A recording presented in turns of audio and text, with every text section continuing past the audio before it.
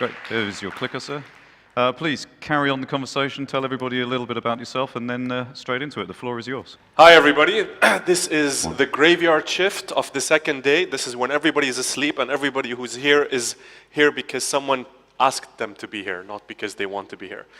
So I'm going to try to wake you up. I only have 10 minutes. It's going to be difficult. I'm going to start off. Okay, that looks not bad. Okay. No, whoa, guys, easy. Okay, so I'm going to start off by asking a couple of questions. How many Kuwaitis are here? Can I see a show of hands? Okay, not too bad. How many Lebanese are here? Show of hands. Okay, not too bad. I'd say 50-50. Okay.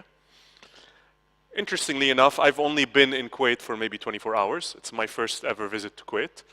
And it's funny when you land in a country and you're like, this feels eerily familiar. To give you a bit of a context, I do maybe 3 countries a month. And I try to do new countries to try to get a perspective in from each country on how the ecosystem comes together. And I land in Kuwait and I'm like, this feels very, very, very familiar. And with every passing hour, something just makes it even more profoundly familiar. So it's 2 a.m., I'm preparing this presentation. Alma's wondering when she's going to receive my presentation. And I'm thinking to myself, why does it feel so familiar? So I go on Wikipedia and I do a history of Kuwait, and wow. I hope I don't offend anyone with this, but Lebanese and Kuwaitis are very similar. We have, can we change the slide? We have a very small country. Your country is 70% bigger than ours, but both of them are so small that it's irrelevant, you know. 1 and 1.7 are not that different. We have very small population. Our population is slightly larger than yours, but roughly the same. We have been basically a crossroads for many, many civilizations. Lebanon has been, how do you put it, pillaged and plundered by so many civilizations we don't even know what our DNA pool is like anymore, okay?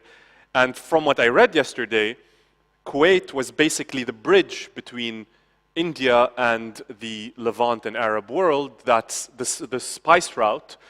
That was one of the major links of the major spice route that went across Arabia. Then we have, we're talking up until the 30s, very limited resources. Lebanon's a small country. Our natural resources are very limited. Kuwait, up until the 30s, up until the 50s, had no access to its oil. And that created a constraint on what could be done, what the country could produce in terms of mawad awaliya, as we say in Arabic. Okay? There's a very funny theatrical production by Ziad Rahbani about how ما في مواد أولية بالبلد, which is basically we don't have the resources to do anything. And then we have a very similar history, very, very similar history. We basically were always part of a big brother environment. Kuwait was historically part of so many different civilizations, the Babylonians, the Persians, the so on and so forth. Lebanon, I can't even begin to count them. But it always managed to maintain its own culture, its own identity. And throughout all of that, there was a very strong identity that separated it from the people that were its immediate neighbors. There was something different. And then there was independence. And this is a more recent thing. In the 1900s, everybody started declaring independence.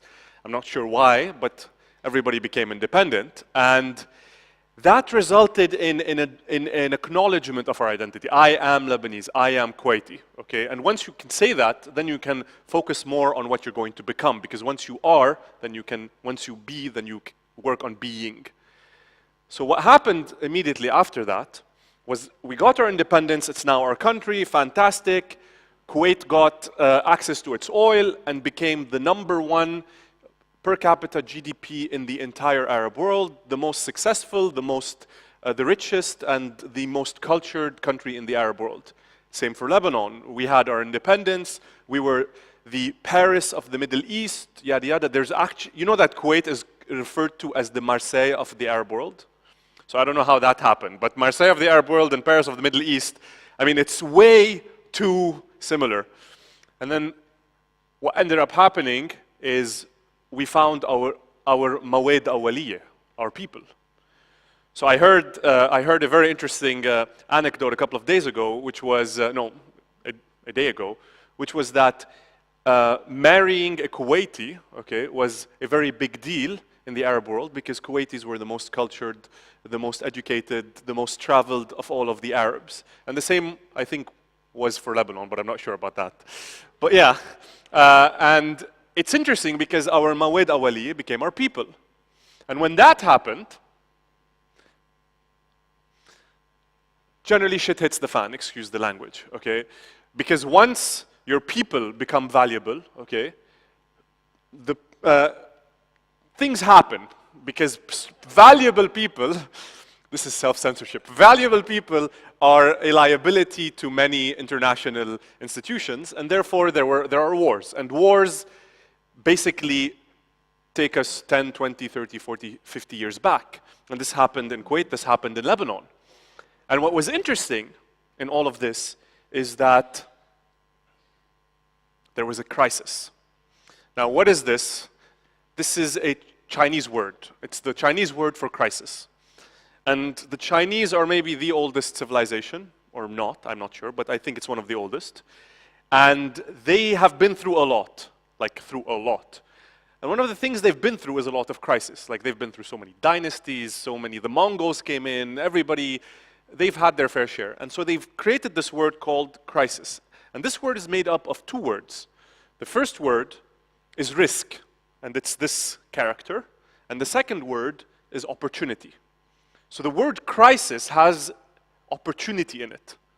And what's interesting is that when you identify that there is a crisis, there's an opportunity in a crisis, you can turn that into something very, very valuable. In Lebanon,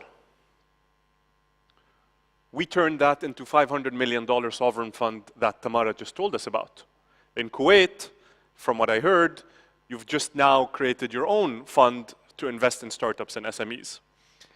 Why is it an opportunity? It's not just money. Why is it an opportunity? Because when you have crisis, you see problems that other people don't.